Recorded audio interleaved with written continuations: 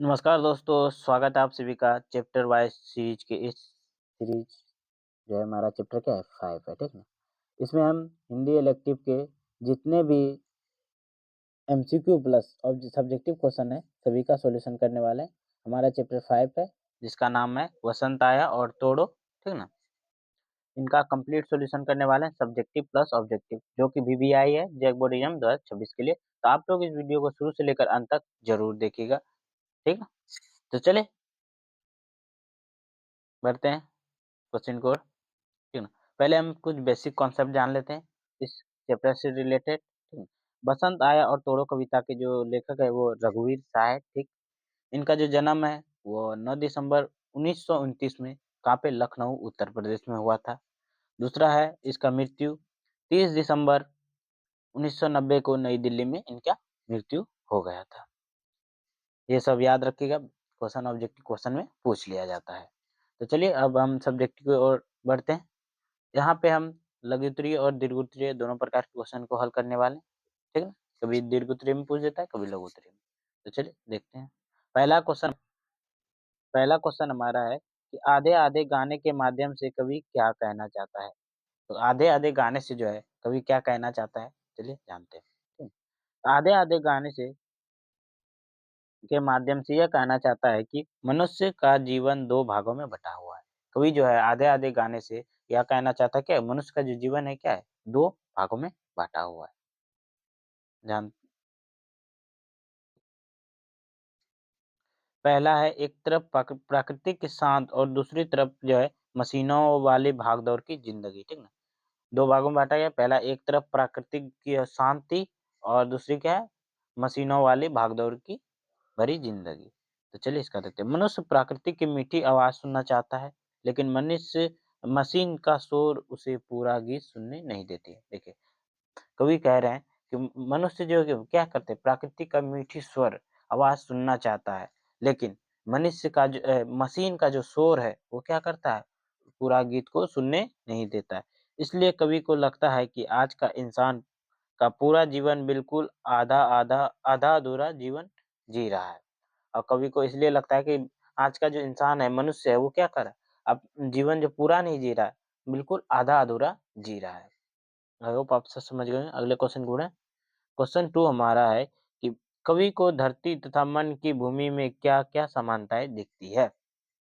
तो कवि को जो है धरती और भूमि में 2 अनेक समानताएँ दिखती है। पहला है जैसी धरती पर प्राकृतिक उथल-पुथल होती है, वैसे ही मन में विचारों की उथल-पुथल होती रहती है। उस कवि का कहना है कि जैसे कि क्या धरती पर कैसे उथल-पुथल होते रहता है, कभी बाढ़ आ जाता है, कभी भूकंप आ जाता है, कैसे होते रहता है, वैसे ही मन में क्या है, विचारों का उथल-पुथल हो रहता है, मन हलचल होने लगता है, ठीक है? उथल-पुथल होते रहते, क्या करे, क्या नहीं करे, ठीक ना? अगला है धरती कभी शांत रहती है, कभी आंदोलित उठती है, उसी प्रकार मन कभी स्थिर रहता है, कभी विचलित हो जाता है।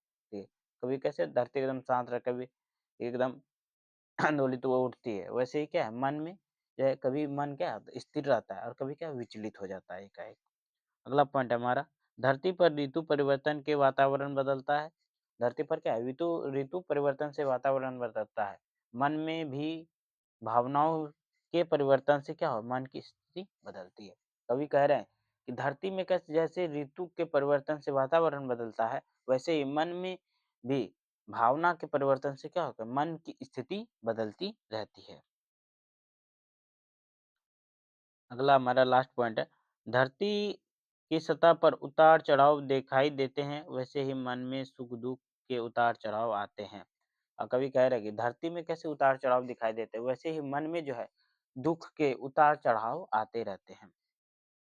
इन समानताओं से कवि को धरती और मन दोनों में एक प्रकार की जीवंती दिखाई देती है और इन्हीं समानताओं से क्या है कवि को धरती और मन में दोनों दोनों में क्या है जीवंती दिखाई देती है मतलब समानता दिखाई देती है। आई होप आप सब समझ गए होंगे। आप सब लिख लीजिएगा एकदम बहुत ही सरल भाषा में याद हो जाएगा तुरंत ही। अगला प्रश्न है हमारा प्रश्न नंबर 3 कि बसंत के आगमन की सूचना कवि को कैसे मिली? बसंत आगमन की सूचना जो है कवि को कैसे मिली? चलिए इसका आंसर जो है बहुत ही आसान भाषा में कि वीवीआई क्वेश्चन है, ठीक ना? याद कर लीजिए बहुत बार पूछा गया है। यहाँ पे हम डेट मेंशन करने भूल गए हैं? तो आप देख लीजिएगा। तो चलिए इसका आंसर देखते हैं आसान वर्ड। कवि को सड़क के किनारे गिरी सूखी पत्तियों से बसंत के आगमन को सूचना मिली। कैसे मिली? तो कवि को जो है बसंत के आगमन की सूचना जो मिली है वो सड़क के किनारे जो है गिरी सूखी पत्तियों से मिला। जब पीली पत्तियां हवा में उड़कर उसे टकराती है और सड़सड़ाहट की आवाज करती है तो कवि समझ जाते हैं कि नई ऋतु का आगमन हो रहा है। देखिए, जब वो सड़क पर चल रहा था, जब पत्तियाँ क्या हुआ, हवा में उड़कर उससे टकराई और सरसराहट की आवाज़ से तो कवि को समझ आ गया कि ये क्या है, नई ऋतु मतलब वसंत का आगमन हो गया। आम लोग इन संकेतों पर ध्यान नहीं देते, लेकिन कवि पंक्तियों की हर हलचल में प्राकृतिक संदेश को सुना लेता है। देखिए, कह रहा है कि आम लोग क्या है, इन संकेतों पर ध्यान ही नहीं देते, लेकिन कवि क्या है, कवि की पंक्तियों की हर हलचल में प्राकृतिक का संदेश सुन लेता है। इसी तरह पंक्तियों की गिड़गिड़ाहट और उसकी आवाज़ से कवि को मौसम बदलने का पता चलता है। इसी तरह जो है पत्तियों की गिड़गिड़ाहट की आवाज़ जो है उनको मौसम का आने का पता चल जाता है। अगला क्वेश्चन हमारा है, अगला क्वेश्चन क्या है? बसंत पंचमी के अमुक दिन होने पर कवि ने क्या बताया और क्यों? ठीक है। बसंत पंचमी के अमुक दिन होने पर क्या है? प्रमाण जो है कवि क्या बताया और क्यों बताया? चलिए इसका उत्तर देखते हैं। कवि ने बसंत ऋतु आने का जो है परिणाम प्राकृतिक परिवर्तनों के आधार पर बताया। पेड़ों में ठीक ना? क्या-क्या परिवर्तन आए? पहले पेड़ों में कोपल आने लगे, निकलने लगे, हवा गर्म होने लगा, पक्षियों की चहचहाहट, पत्तियों का गिरना। इन सभी कारणों से क्या हुआ? देखो, ये सब संकेत बताते हैं कि बसंत आ गया। कवि कहता है कि प्राकृतिक के ये परिवर्तन किसी भी कैलेंडर या मशीन की अपेक्षा अधिक विश्वसनीय होता है। कवि कहते हैं कि ये सभी जो परिवर्तन है, वह किसी भी कैलेंडर या मशीन की अपेक्षा क्या है? अधिक विश्वसनीय है, अधिक विश्वास रख सकते हैं इसमें। आधुनिक जो है मनुष्य प्राकृतिक से दूर हो गए हैं और मशीन पर निर्भर रहते हैं। आधुनिक मनुष्य जो क्या है प्राकृतिक से दूर हो गया और क्या है सभी मशीनों पर निर्भर हो गए हैं। इसलिए वह इन प्राकृतिक संकेतों को समझ नहीं पाते जबकि कवि प्राकृतिक को देखकर वसंत की आगमन का पहचान लेते हैं। कवि कह रहे हैं कि मनुष्य क्या है वो प्राकृतिक से दूर हो गया और मशीन पर निर्भर हो गया है। इसलिए क्या है कि मनुष्य को प्राकृतिक जो संकेत है उनका पता नहीं चल पाता है जबकि ये कवि क्या है प्राकृतिक को देखकर वसंत का आगमन को पहचान लेता है। आई होप आप सब समझ गए होंगे। ये थे मोस्ट इम्पोर्टेंट सब्जेक्टिव क्वेश्चन इस चैप्टर से वसंत आया और तोड़ो कविता से, ठीक ना? आज अब इन दोनों का जो है वीवीआई एमसीक्यू प्लस एमसीक्यू जो है क्वेश्चन सॉल्यूशन करने वाले जो जैक बोर्ड एग्जाम 2026 के लिए इम्पोर्टेंट है।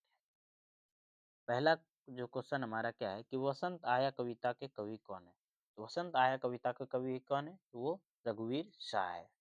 कौन है? रघुवीर शाह। इसका जन्म कब हुआ था? 9 दिसंबर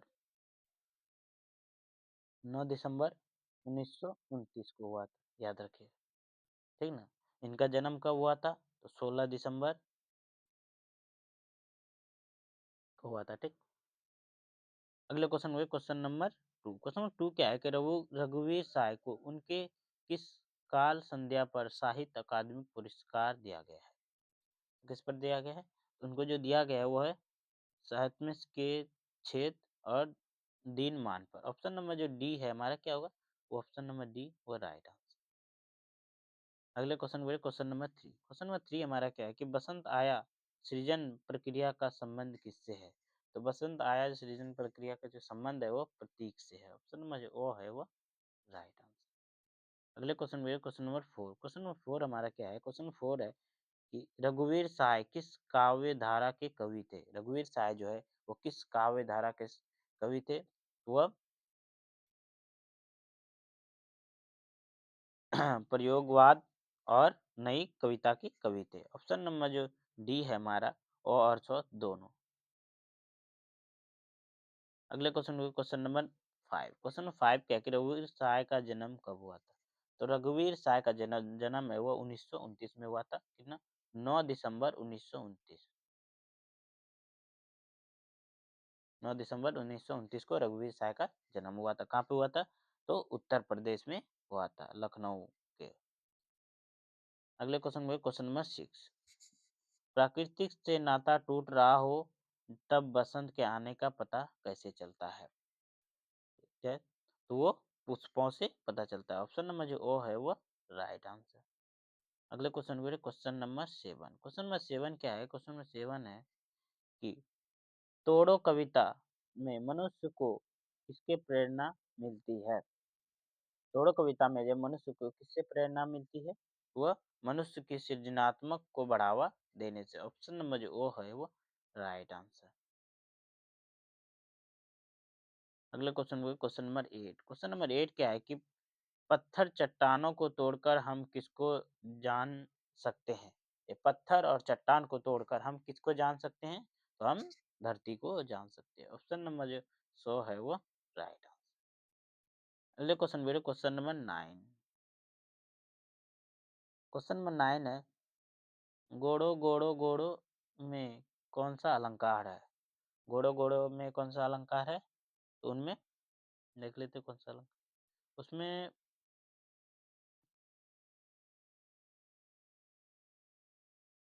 ऑप्शन नंबर जो 100 है वो राइट आंसर।